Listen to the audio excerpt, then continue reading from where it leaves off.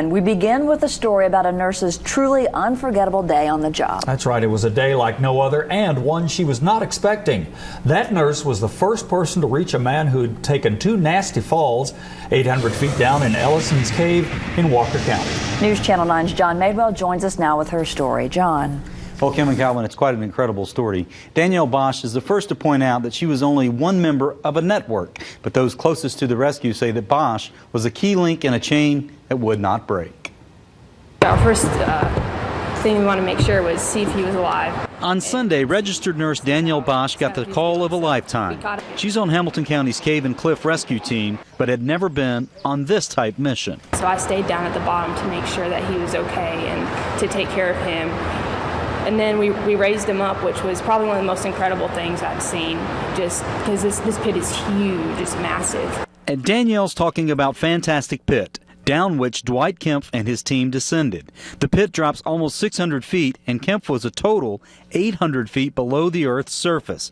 On top of that, he had a severely broken leg and nasty skull fracture on the front of his head. Everything's muddy, everything's dirty.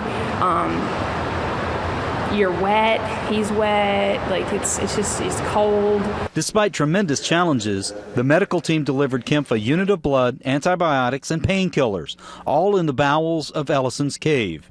And they brought Kempf out in a basket similar to this one. We have to stop along the way. There's really tight areas that we weren't sure we were going to be able to get him through, but with some work, we were actually able to get him through, which was awesome. The cavers with Kempf provided great first aid. Then the professionals like Danielle took over.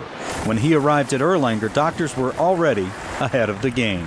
They did a great job stopping the bleeding and keeping him warm. And even though Danielle said, even though we didn't do much, I think they did a lot.